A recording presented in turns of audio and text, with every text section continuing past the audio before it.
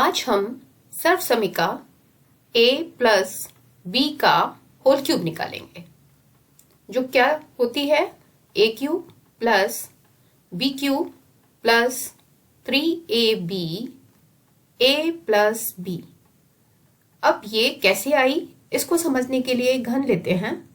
इस घन की इस भुजा को हमने a मान लिया और इसको हमने b मान लिया, तो यहाँ ये भी a है, ये b है और इसी तरह यहाँ पर ये a है और ये b है। तो क्या दिख पा रहा है कि ये जो घन है इसकी भुजा क्या है, a प्लस बी। अब इस घन का जो आयतन है वो क्या होगा, लंबाई गुना चौड़ाई गुना ऊंचाई। चूंकि इसकी तीनों भुजाएं a प्लस बी हैं, तो a प्लस बी का जो घन होगा, जो क्यूब होगा, वही इसके आयतन की माप देगा। और यहाँ हमें a प्लस बी के होल क्यूब में इस घन का आयतन ही निकालना है जिसकी भुजा a प्लस बी है। तो इसको समझने के लिए इसके हमने दो पीस कर लिए। एक नीचे वाला जो टुकड़ा है इसको पहले समझेंगे। इस टुकड़े में यहाँ पर एक घन ये बना जिसकी भुजा b है, तीनों भुजाएं b हैं, तो इस घन का जो आयतन है वो क्या हो गया, b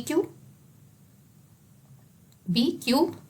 और इस तरह से यहाँ पर ये एक घनाभ बनता है जिसकी ये भुजा तो a है, ये b है और ये भी b है। तो एक भुजा a है और दो b हैं, तो इसका आयतन क्या होगा, ab स्क्वायर, a गुणा b गुणा b। और इस तरह से ये घनाभ भी ऐसा ही है, एक भुजा a है, दो भुजा b और b है, तो इसका आयतन भी क्या हो गया, ab स्क्वायर।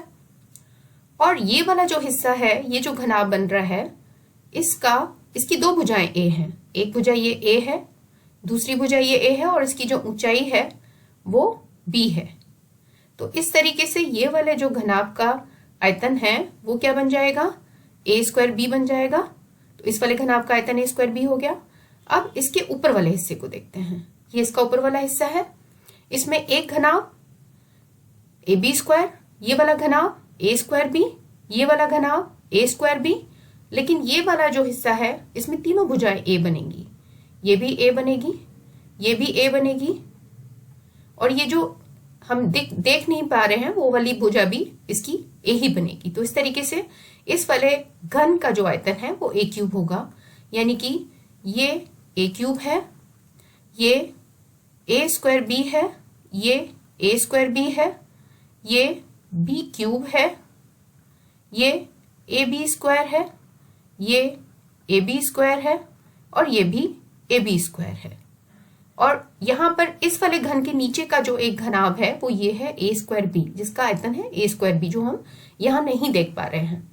तो इस तरह से यदि हम इन सारे हिस्सों को लेते हैं तो हम इस घन का आयतन निकाल सकते हैं। अब इन हिस्सों को जरा लेते हैं, क्या क्या हिस्से बन रहे हैं। एक a क्यूब है, एक b क्यूब है, यहाँ ए बी स्क्वायर कितने हैं, 3 ab स्क्वायर हैं, 1 2 3, तो 3 ab स्क्वायर हैं। और इसी तरह a स्क्वायर b कितने हैं, ये भी 3 ही है, तो यहाँ पर 3 a स्क्वायर b है। अब ये जो सर्वसमीका है इसको खोल के देखते हैं। a cube plus b cube plus, यहाँ इसको खोलेंगे तो 3ab की गुणा पहले a से करेंगे, तो 3a गुणा a square b plus 3ab गुणा b 3ab स्क्वायर। तो यही है, यानी कि यहाँ पर ये एक घन जिसकी भुजा a, उसका आयतन a क्यूब, दूसरा ये b cube, 3a square b और 3ab स्क्वायर। इस तरीके से हमारी ये सर्वसमीका बन जाती है। अब हम इसको किस तरीके से इसका एप्लीकेशन देखेंगे कि कैसे हम इस सर्वसमीका की सहायता से किसी भी घन को खोल सकते हैं। तो उसके लिए एक उदाहरण ले लेते हैं। मान लीजिए ले लिया हमने, हमें खोलना है 2x प्लस 3y का होल क्यूब। तो एक तो तरीका है कि हम इसको पहले 3 बार गुणा लिखें, 3 बार गुणा करें, उसके बाद पहले 2 को गुणा करें, फिर उसकी गुणा उस तीसरे से करें, तो बहुत लंबा हो जाएगा। तो अगर हम इस सर्वसमीका का प्रयोग करते हैं तो इसको हम बड़ी आसानी से कर सकते हैं। तो सबसे पहले हम अपनी सर्वसमीका लिख लेते हैं। सर्वसमीका क्या थी, a प्लस बी का होल क्यूब बराबर था a cube plus B cube plus 3ab a plus B. ये आई किस तरह से थी ये हम पीछे देख चुके हैं। अब इसको हमें इसकी सहायता से हम इसको खोलेंगे। तो किस तरह खोलेंगे, ये जो 2x है यहाँ पर इसको a की तरह लेंगे और ये जो 3y है इसको हम b की तरह लेंगे। तो यदि हम इस पे सर्व समीकरण लगाते हैं तो a क्यूब का मतलब 2x का whole cube plus b cube का मतलब 3y का whole cube plus 3ab। 3a कौन है 2x, b कौन है 3y और ब्रैकेट में a प्लस b। अब 2x का होल क्यूब किस तरह खोलेंगे, 2x के होल क्यूब का मतलब क्या है, 2x को 3 बार गुणा करना, यानी कि इसका मतलब है 2x गुणा 2x गुणा 2x, जो कितना हो जाएगा 2 दूनी 4, 4 दूनी 8 और x को 3 बार गुणा करेंगे तो x की घात 3 बनेगा, यानी कि ये बन गया 8x क्यूब।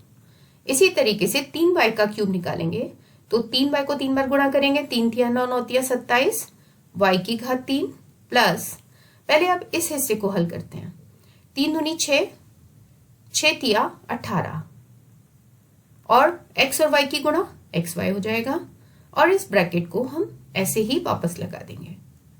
अब अगले स्टेप में क्या करेंगे, 8x क्यूब हम सॉल्व कर चुके हैं, 27y क्यूब और यहां पर इस 18xy की गुणा हम 2x से करेंगे तो 18 दूनी 36, x और x की घात 2 हो जाएगा, y प्लस चूंकि हम गुणा कर रहे हैं इसलिए x की घात 2 होगा, जोड़ते हैं तो 2x बनता है।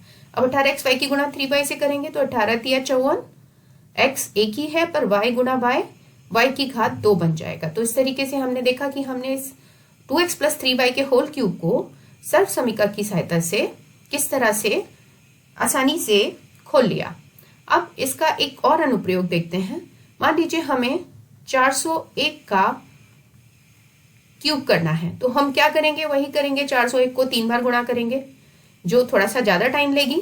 तो इसको हम क्या करें, इसी सर्व समीकरण की हेल्प से करने की कोशिश करते हैं। तो क्या करेंगे, इसमें हम यहां पर इस सर्व समीकरण को किस तरह लगाएंगे।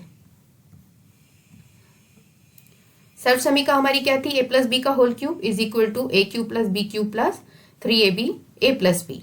तो यहां पर 401 को क्या हम 400 प्लस 1 का होल क्यूब लिख सकते हैं, जहां पर a 400 मानेंगे और b 1 को मानेंगे। तो a का क्यूब मतलब 400 का क्यूब प्लस b कौन है 1 का क्यूब प्लस 3ab, a कौन 400, b कौन 1 और a प्लस b। तो इस तरह से 400 का क्यूब बड़ा आसान है निकालना, 4 को 3 बार गुणा किया तो 4 4 16, 16 चौका 64 और 2 जीरो को 3 बार गुणा करेंगे तो हमारे पास 2 की जगह कितने जीरो हो जाएंगे, 6 जीरो हो जाएंगे। 1 की गुणा 3 बार करें या कितनी बार भी एक ही आना है। इतने हिस्से को गुणा करेंगे पहले तो 3 चौक 12 यानी कि 1200 और यहां इसको हम ऐसे ही लिखेंगे। अब अगले पद में ये कितना हुआ, 64 के आगे कितने जीरो हैं, 6 जीरो प्लस 1 प्लस, अब इस 1200 की गुणा 400 से करेंगे तो 12 चौका कितना हो गया 48 और 2 जीरो ये 2 जीरो ये कितने हो गए 4 जीरो प्लस 1200 की गुणा 1 से करेंगे तो कितना आएगा 1200 गुणा 1 1200। अब हमें इन सबको जोड़ना है तो जोड़ते वक्त थोड़ा ध्यान रखना पड़ेगा कि हम अंकों को क्रम में रखना है, मतलब इकाई के नीचे इकाई रखना है और दहाई के नीचे दहाई रखना है। एक उसके बाद हमें जोड़ना है 48 और 48 के आगे कितने जीरो हैं 4 जीरो, तो ये हो गया 48 और उसके बाद क्या है 1200। तो इस तरह से जब हम इन सबको जोड़ेंगे तो हमारा उत्तर क्या आ जाएगा, यहाँ 1 यहीं जोड़ लेते हैं 1 0 2 1 8 4 4 6, यानी कि ये हमारा जवाब हुआ 6 4 4 8 1 2 0 1। ये उसी के बराबर होगा जब हम 401 को 3 बार गुणा करेंगे। तो इस तरह से हम अपने दैनिक जीवन में सर्व समीकरण का प्रयोग कैसे करेंगे ये भी हमने देखा इस 401 का होल क्यूब निकाल कर।